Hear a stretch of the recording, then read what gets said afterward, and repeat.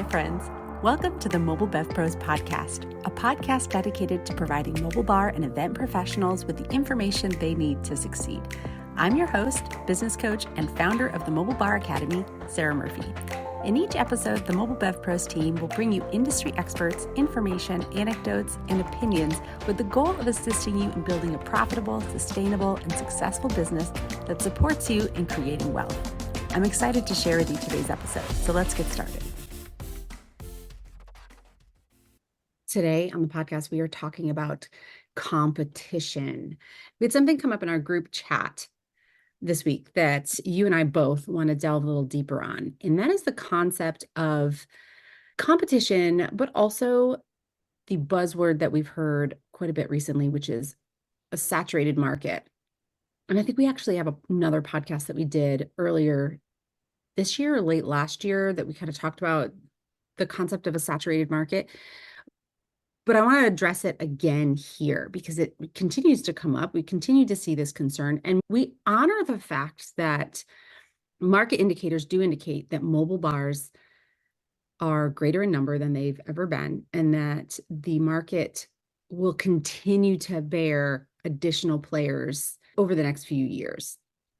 And I was telling you the other day that when I first got into this industry in late 2016, and I had been trying to figure out how to get into the industry for probably 18 months prior to actually biting the bullet and doing the thing, because I wasn't quite sure of the logistics and the legality of it, is that at that time, we were really trying to legitimize the mobile bar space. We saw it being successful in Australia. We saw it being successful in the UK, but it wasn't even something that people understood or had heard about here. And so I spent a lot of my time in early business days educating people on what the term mobile bar is. And to some extent, I still do. When people ask like what I do for a living, they're like, what exactly is a mobile bar? And then when I tell them, they're like, oh, well, obviously, that makes a ton of sense. I didn't know that's what it was called.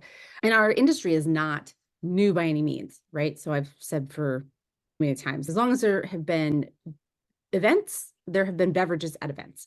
But they were historically provided by either caterers or do-it-yourself type setups. My wedding, for example, back in 2010, we had just a bartender who served beer and wine and then a bashed cocktail. A lot of events are still kind of going that route. But now we have the option of really elevating that beverage experience. In my experience, right, we're coming up on 8 years now of me being in this industry. We've been really trying to legitimize mobile bars as something that can stand up there with photography, catering, event planners, florals, right? Like we are a legitimate vendor. And we did that by raising the bar on what it looks like to be a legitimate business. So do you have insurance? Do you have standard pricing? Have you been in business for longer than 18 months or 2 years? Do you do this full time? And there's actually event planners out there that I have seen that refuse to work with hobbyists, their words, hobbyists, mainly because they're looking to elevate their own profile by recommending professionals. And in order to do that and to feel like the people that they're working with take their job seriously, they need to be full-time. I'm not saying all wedding vendors do that, but I have seen that very publicly, even stated on their Instagram, that they don't work with hobbyists.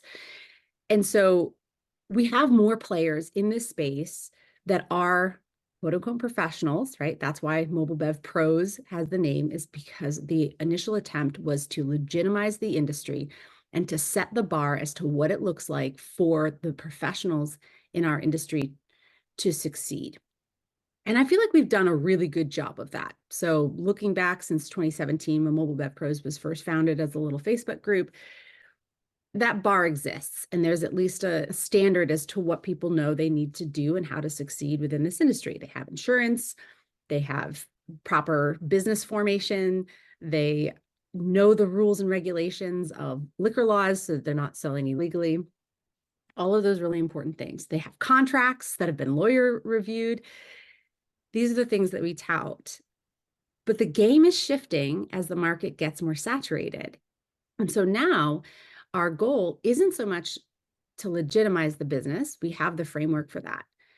It's to create the framework for what it looks like to stand out from all the other mobile bars in this industry. What does it look like to start a mobile bar in an already saturated market so that it stands apart from the very beginning and doesn't just get lost in a sea of sameness?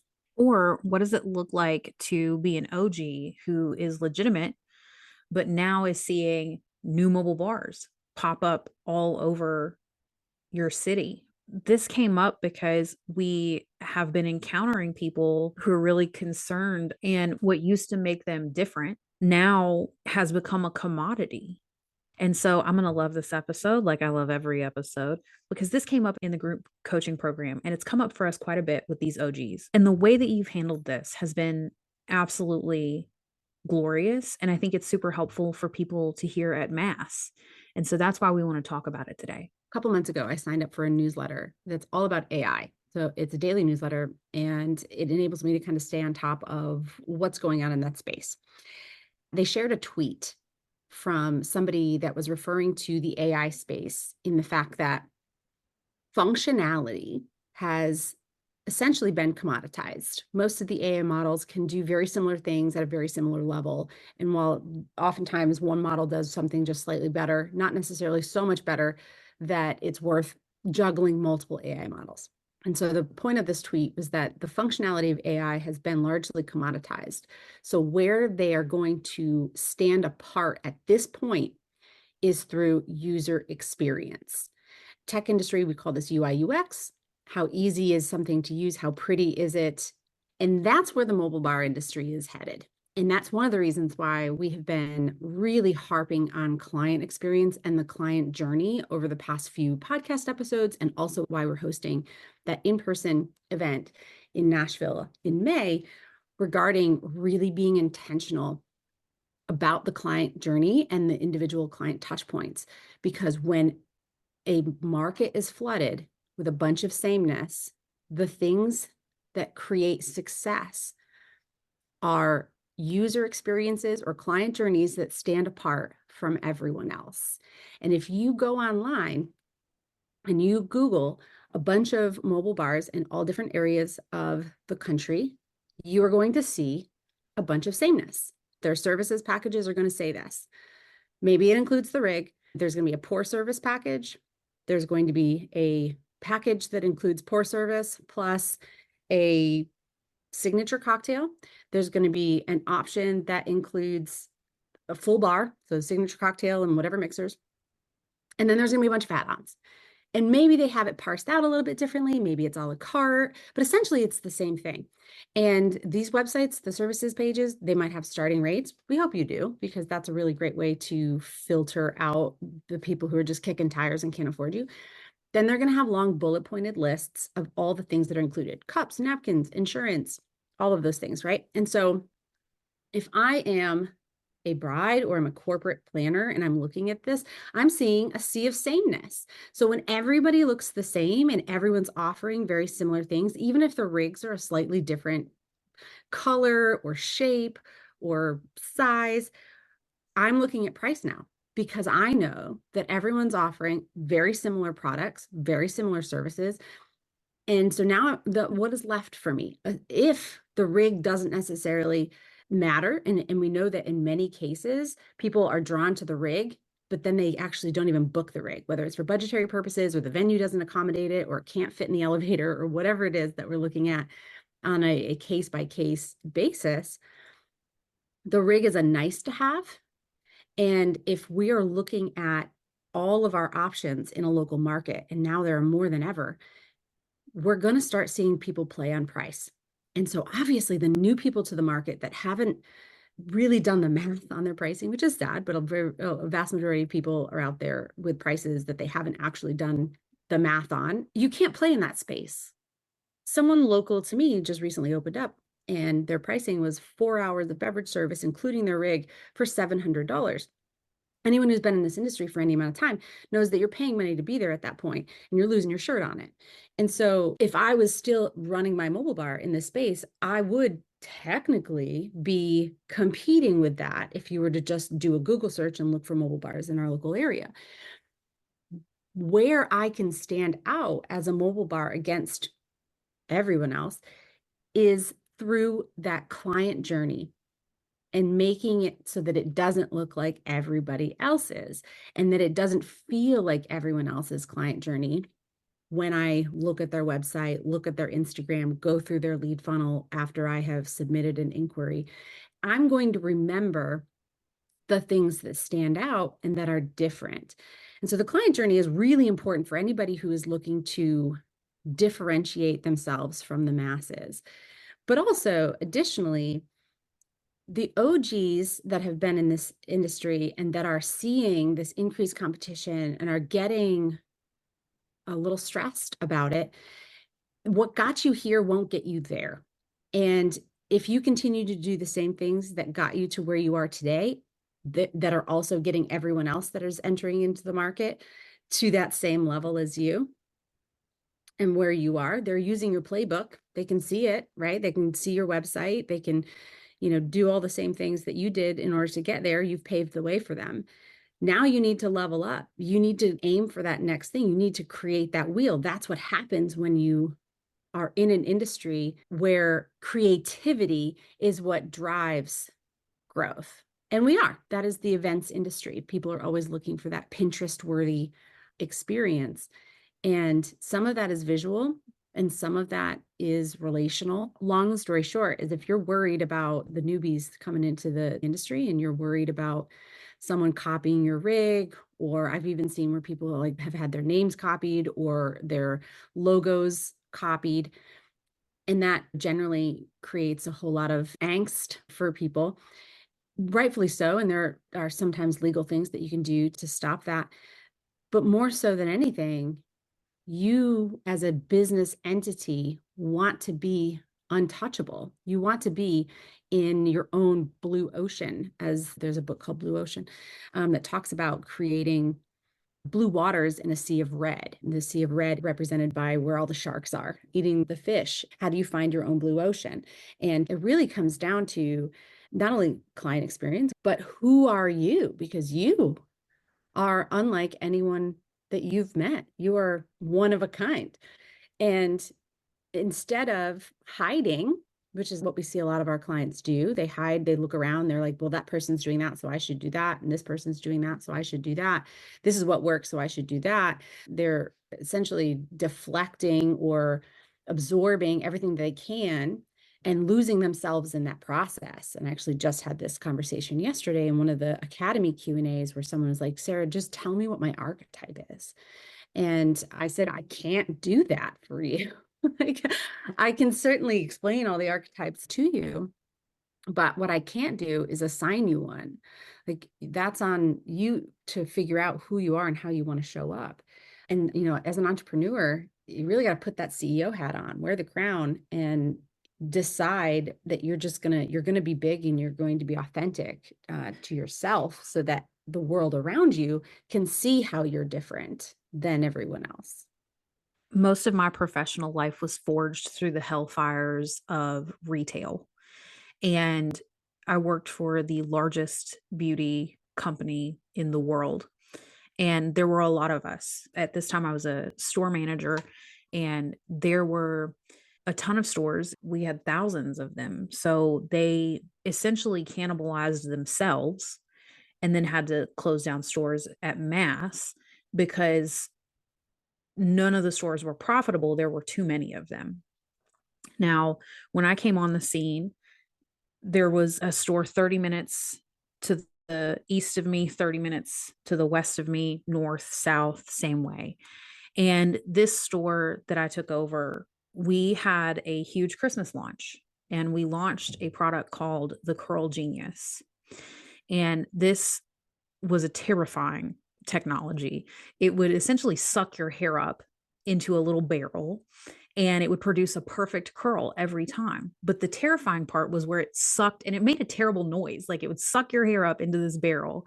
And so people were so concerned that it sounds like it's going to get stuck in my hair. And so the Curl Genius was a huge flop in multiple districts, but not at my store.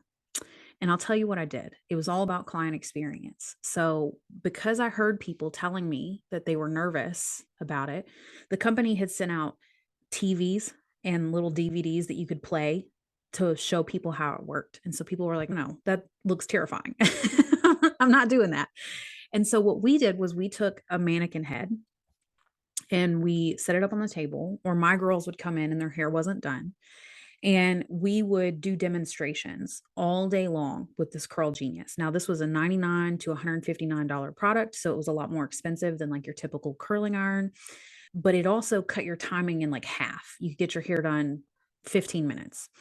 And so what happened was every single person that walked in the door saw us using this strange contraption and the weird noise that it made. And there was a crowd in front of my cash register area. And so, of course, they were drawn in. They were like, what are you doing?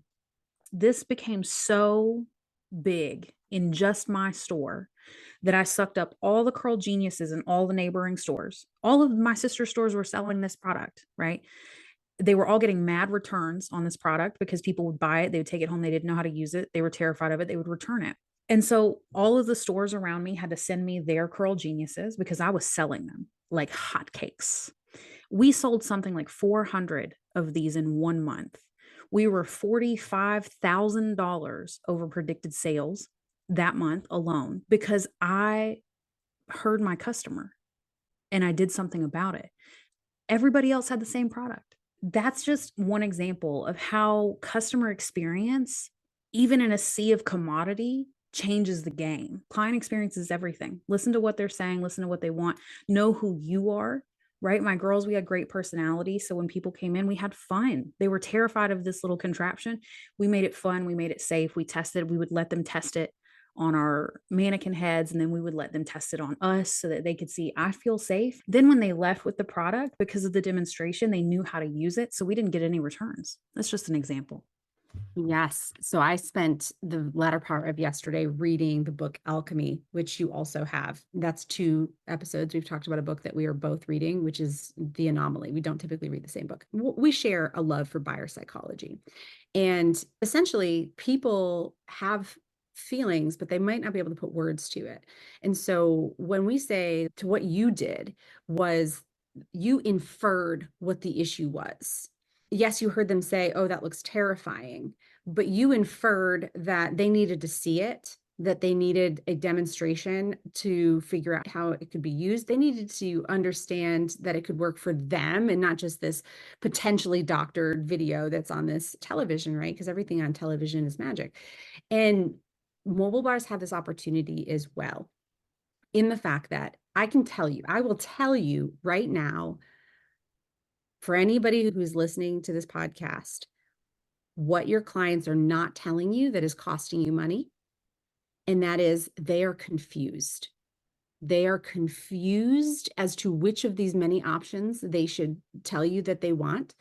They are confused when on your contact form you ask them to identify which bar they wanted by name, and they're like, I don't even remember which of you've got the Winston and the Willow and the Charlie.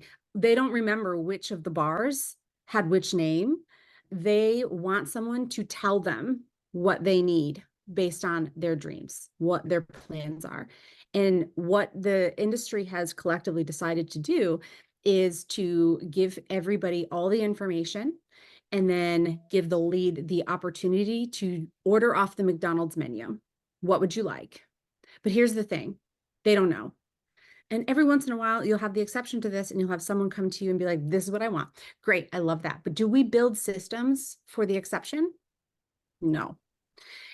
Every person that we've had into our programming is tempted to do it this way because that's how they see it, right? So the opportunity available to the mobile bar industry, which is what we're teaching in the workshop coming up in May, but also in our accelerator program, because obviously this is a conversation that's being had, is elevating that client experience to meet people where they're at and solve these problems they didn't even know they have. They don't know that they're confused. They just know that they don't know. They just know that they're going to submit a lead and then they're going to get a honeybook form and it's going to have a whole bunch of add to carts and they're not going to know what to add. And they just want some help. They want some support. They want somebody who knows to walk them through this process. Now, this does not mean the first thing people are going to say, but Sarah, you tell us that we don't need phone calls in order to create proposals. I agree. I agree with that, Sarah. You don't need phone calls in order to do that, but you can create a system that is more supportive, that doesn't require them to make so many decisions prior to getting pricing. And we teach that in the accelerator. We're going to teach that in our workshop in May. But this is an invitation for everyone who's listening to take a look at their current client experience and ask themselves, am I meeting people where they're at? Am I creating the Curl Genius experience where they're getting their questions answered, they're being walked through the aspirational reality of what's available to them so that they can make a confident buying decision? Because those same people could have gone to any Sally's store and seen that same product and they could have had access to purchase it. But they felt confident in their purchase decision when they bought it from you. They knew what they were getting, and they probably had significantly less buyer's remorse afterwards because they had more confidence in what they were purchasing, what they were getting. And that's really what the next iteration of the mobile bar space is. We've legitimized it. We are real vendors. We're not hobbyists. We're not weekenders. We're not just somebody phoning it in to make an extra $200 on our day off from our bartending job any longer. We are a legitimate member of the events industry. And now we are becoming an industry with more players. And so if you think about what happens to a market when you get a lot of players, you start to tier off. Okay. If you're the only one in the game, that's just you. But the more people that come into an industry, you start to see tiers. You have the commoditization zone. That's like the bottom of the triangle. Then you have mid-market and then you have upper market. And I'll tell you, when recessions happen, there are two levels that do best in tight markets: the commoditization market, right? And then the upper market. That middle market, those are the ones that are going to struggle the most. Those are the ones that are going to go out of business. And those are generally the ones that are now going to start, they're going to drop into the commoditization zone to fight for the scraps. That's where your red ocean is, right? Everyone's fighting over the same limited amount of business. Those that move upstream and upmarket, they've got to up their game, because the people that are already serving that upper market, they already have that piece of the pie, right? And they already know how to operate there. They already have relationships. They already have systems that cater to that environment. So if you are mid-market, or if you identify yourself as mid-market and you're feeling the squeeze, and everyone will tell you the events market is down. Everybody I talk to, our leads are down over last year. And it's not that there's less money to be had, there just is less quantity to be had. And so you have options. You can either swim upstream by creating a client journey and a client experience that provides a very unique and one of a kind experience, or you can swim downstream and you can start fighting over the scraps and the budget events where there isn't as much profit, but you might be able to do more volume and thus, keep the show alive. But those are really your options. I think hiding behind certain aspects of your business, if you think your rig is your business, if you think, your colors are your business or your font is your business, if you think that these things are what make you stand apart, then all it takes is someone copying those things. And now what are you, right? That's not the client experience. Yeah, and we see people who want to protect those assets, right? And they're like hungry lions over their assets. Please don't pop up with a rig similar to mine, a logo similar to mine, a font base or an archetype similar to mine. And while those things have their space, you absolutely need a good font. Everybody who knows me, who's ever worked with me in MVP, knows I love a good font, right? You need a good font, you need a good color scheme, but those things are not your business. And so, what sets you apart when someone else copy pastes your business? And that's what we're talking about here. And unfortunately, it's not something that we can really walk you through in a 30, 45-minute podcast, right? It's something that you'd have to sit with us and experience. You need Sarah's eyes in your business to really hone in what makes you different so that you're not part of the commodity market and so that you're not in that shaky middle ground that you were talking about, because that's terrifying too, right? You have those business owners who run that middle line. They're not quite the commodity, but they're also not quite the premium, ultra premium market either. And when push comes to shove, nobody knows who they serve. Their prices are too high for the commodity market, but their product isn't quality enough for the premium luxury market. And so that's where client experience becomes your differentiator. No one can copy your client experience. That's the key here, guys. They can copy all the rest of your business verbatim, but they cannot copy you and the service that you provide, because thumbprints, because snowflakes, you're an individual. If I was to take a company and I was to copy their website and copy their lead funnel and copy their checklists and copy their archetype and their voice and all of that, I would still show up differently. I would still, and we know this, right? Because if you go to one Sally store, you're getting a different experience than another Sally store. They had the same operating material, they had the same branding, the logo, they had the same store requirements, and you have different experiences. In my area, every once in a while, I get this hankering for a burger. And so if I had to do fast food, which sometimes, mom on the go, Burger King is where I go. And there's two options in my area, and one I will not go to. Same Burger King, it's the same thing, but they love my burgers harder at this other one. There's more lettuce. The tomatoes are cut a little bit thicker. They're wrapped with a little bit more care. They're a little bit more friendly when I drive through. And that it's the same playbook, right? It's the same pricing even, but the client experience is different. And that is what we're talking about here. And so if you join the academy, I'm going to give you a playbook, but it's your secret sauce that's going to make it delicious. It's your secret sauce that's going to make your unit in your local area better than all of the others. They'll crave you in a different way, but you have to really be true to your secret sauce. And you can't lament the people who are like, that sauce is not for me. Thank you for trying my sauce. I'm going to focus on the people who I truly am for, because I know that those are going to be raving fans. And so you can't be for everybody, but you have to really own the people that you are for by showing up fully, authentically. Even if you have the same playbook as everyone else, you have to really understand you and who you resonate with so that you can really meet them where they're at with their needs. And so yesterday, when I was having this conversation on the Q&A from the Academy, there's this one member, she's been a member for quite a long time, and she's really struggled to figure out who she is. But every time I'm on the call with her, she's very clear about who she is. But the question then is, how do I, knowing what I know about myself, present myself as this? And this other thing is not who she is. The specific example, her brand, she's like, my brand is a caregiver, but everything about her is ruler. She's like, this is how I do things. I don't serve shots in anything neat. I only serve this number of hours. Like, these are the signature cocktails that I like. These are ruler things, right? These are like, you work with me, this is how it's done. She's very strict about safety, about contracts. And yet she's like, I'm the caregiver.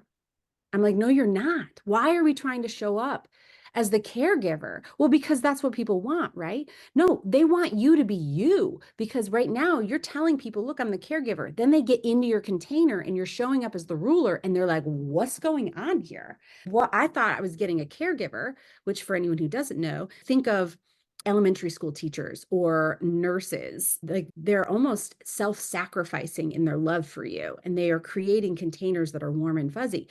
The ruler is the opposite of that. The ruler's like, there's no warm and fuzzy here, but we get it done, and it's going to be done perfectly. And she even used these words. She's like, I'm a perfectionist. There's no such thing as mistakes in my vocabulary. What about that says caregiver? You know what I mean? And so she's trying to be this other thing, and it's not working. And she's not understanding why she can't just figure it out. And it's because she's trying to squeeze the ruler into this caregiver experience. And if she just showed up as the ruler, she would resonate with people who want that, the no bullshit, the get it done. I just want to hire someone who's super efficient, is going to, produce a quality product. It's too important for there to be failure here. So I know that I can rely on this person and this company. There's a space for all of us. But when we start to meld and we start to look ubiquitous, that's where we start to get in trouble. Yeah, and we're seeing this personally at MVP. As the market continues to grow and continues to expand, there are more and more educators popping up, and we have to consistently stay true to what makes us us, right? MVP is the sage archetype. You cannot copy paste Sarah. And so even if, someone comes along and takes the calculator and the entire roadmap and creates their own academy, they can't be Sarah.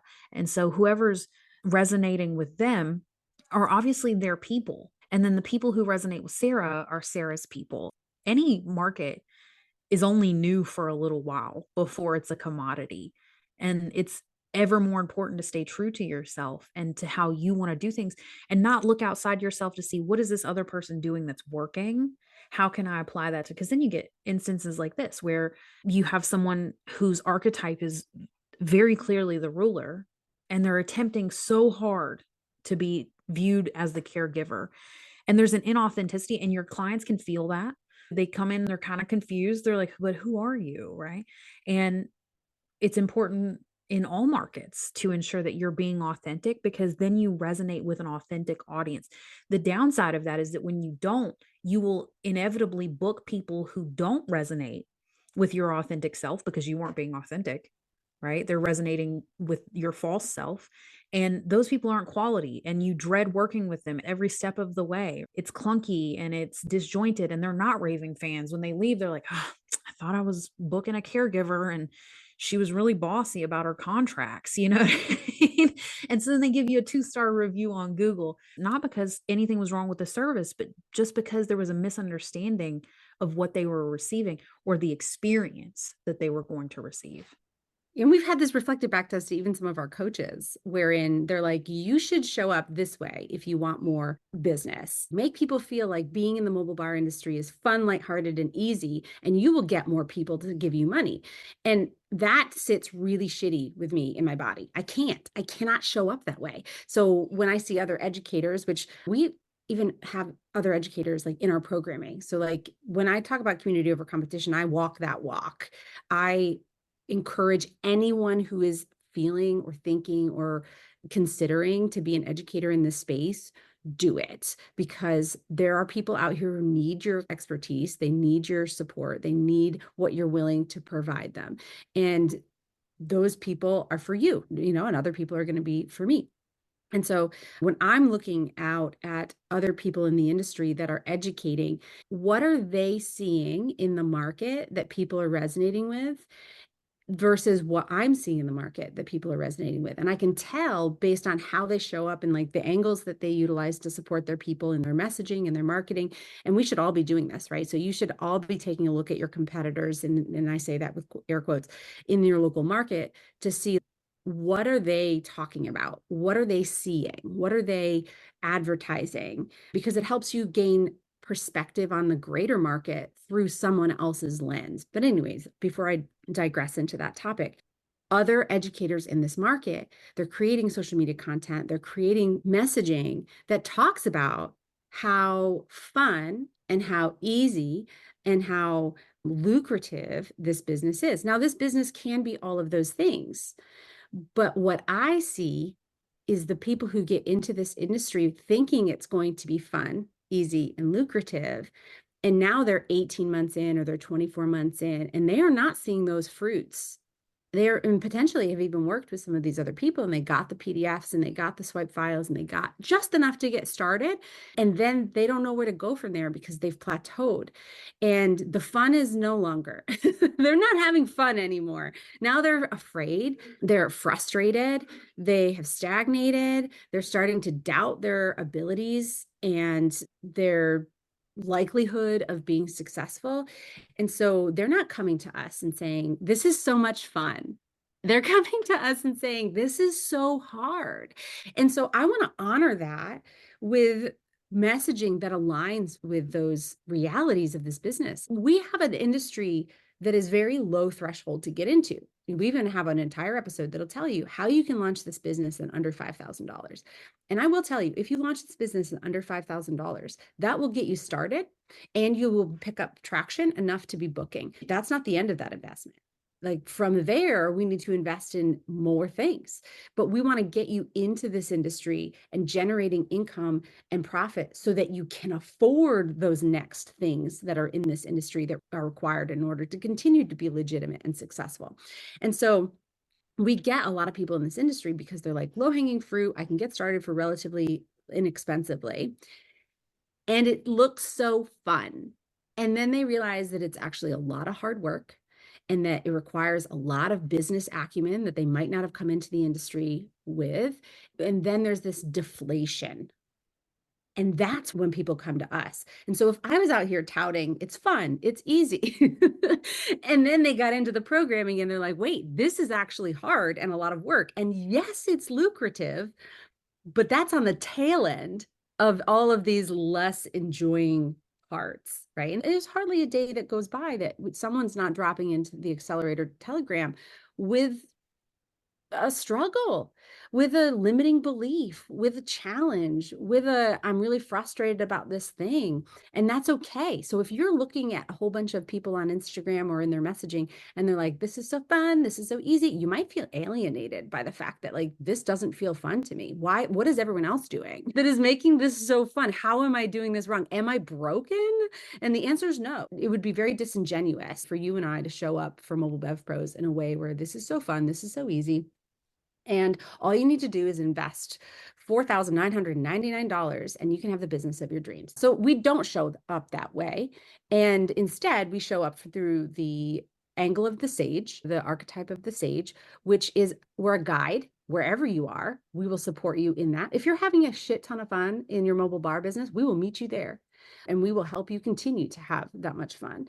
And if you're not feeling like this is fun at all, we'll also meet you there because look, there are literal tangible steps that we can take to make this easier, if not fun. And hopefully at the end of that, it starts to become fun because we've done the work to now it's easy. Now we can relax. Now we can sit back and we don't have to worry so much and it can become fun. So yeah, we show up very differently than a lot of other people in this industry and very differently than even a lot of the paid coaches that we've brought on have told us to show up just because we want to stay true to who we are.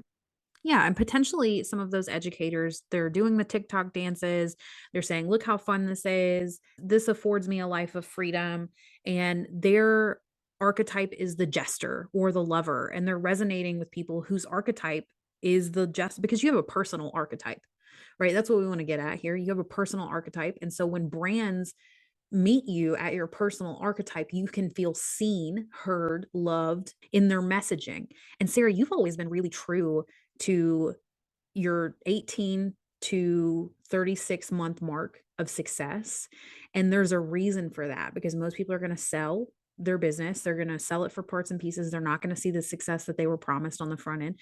And you don't like to make hollow promises. What we want people to do is find success so that they have a solid foundation as an entrepreneur. Then they can go do something else, right? And we have a lot of people in the accelerator who are onto something else because the mobile bar industry is a stepping stone and you have maintained that beautifully from day one. And so we're not selling you the end all be all that this is the very best option you can make. We're really upfront about the fact that this is a difficult business to run, but that it can give you a lot of valuable skills so that you can go on and run other businesses beautifully. I love that you mentioned that here. And I feel like we've probably talked about that in a few other random places, but I don't know if we've ever talked about it here on the podcast. But having been in this industry for as long as I have, and having seen the patterns that are associated with mobile bar owners, right? Because we launched our academy in 2019 and we've seen the ebbs and flows, and we've really been able to hone in on the rhythm of this industry. And if you look across all industries, you're going to see, I think it's like 90% of businesses go out of business within the first 5 years, but it might not be quite that high. But is, the 5-year mark. And it is the vast majority of businesses don't survive the first 5 years. And there is a plethora of reasons why, like across industries, why that is true. Number one, actually being cash flow, which is why we are big proponents on getting a handle on cash flow relatively early in the business journey. But aside from that, is that we see people who get to that $100,000 mark at the very latest to the first 3 years, especially if you're like straddling a full-time job as well. Sometimes it will take you until that 36-month mark in order to get your business to a place where it can replace your income. If you get to that point, to the six-figure mark within the first 18 to 36 months, it is likely, much more likely, that you will hit the 5-year mark. People who hit that 5-year mark, you will likely not hit the 8-year mark. It is very few, probably 10% of people in this industry who still own their mobile bars 8 years after starting them in the same capacity. Now, we see people pivot. We see people go from mobile bar to restaurant or mobile bar to brick and mortar bar. We see people go into products, so mixers or rimmers. We see people pivot into industry adjacent things. So maybe they start event planning because they're already there. They already have the mobile bar, but now let's add on some rentals and actually let's do some coordination. And so now they have a fuller suite. But then I've seen that the mobile bar is the first to go from that entire suite of services because it is so much more work. And if you think about it, like if a mobile bar is out there charging $3,000 for an event, they feel like they're like high-end luxury. But a high-end luxury photographer would be 10 grand, 15 grand. No shade on a photographer, but mobile bars are just so much more physical labor. They require so much more staffing. They require so much more liability.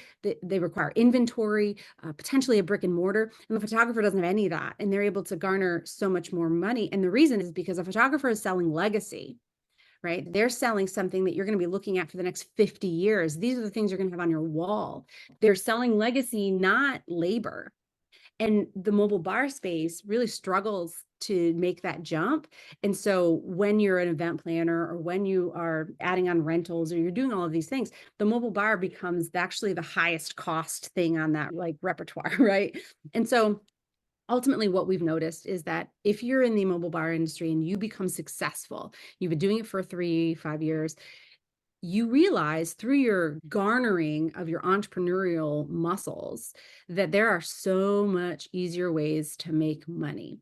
But it does require you to put in the work of doing an entrepreneurial thing like being a mobile bar to identify what those are, where your strengths are. So I see the mobile bar industry as being like the fires that forge future success.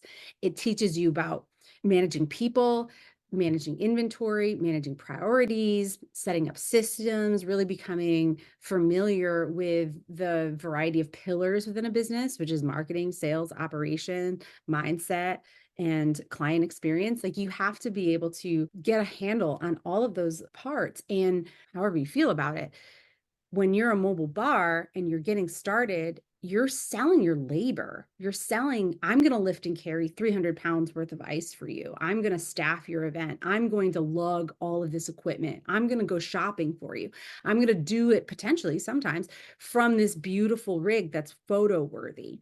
But I had someone ask me, like, how do we sell ourselves to caterers so that they recognize, our value to them? And my answer is you kind of don't.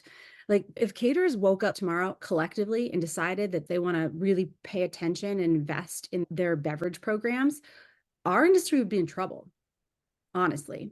And that's just because they already have all the things that they need. They don't have a rig yet, but that would be easy for them to get. All they would need is to hire a beverage manager and say, we want you to really focus on creating craft experiences for our beverages. We want to have a full craft cocktail menu. We want to train qualified bartenders that like really, know what they're doing behind the bar. They already have everything else. And so like we've filled a gap, which is great for brides and grooms in corporate events that may already have caterers, but the caterers have decided they don't care enough about beverages. But the minute they wake up and they're like, actually, we care about beverages now, the mobile bars are going to really be in a tight spot. But if you are learning the lessons of entrepreneurial ventures, then you can pivot.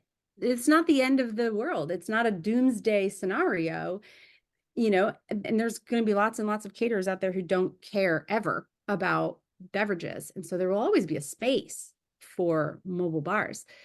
But this is an emerging industry. And this is with any industry. If you get into any industry and you just assume like you've got a free ride from here on out, now that you've reached a level of success, you are probably in for a really rude awakening, because there's not a single industry out there that isn't being shook right now, whether it's via AI, whether it's via, I was just listening to something about the services industry, and I'm talking like plumbers, HVAC, large investment firms are now buying up all of these HVAC companies. And so the mom and pop HVACs are really struggling to compete in those industries. These investment firms have tons of marketing money. They can play on price.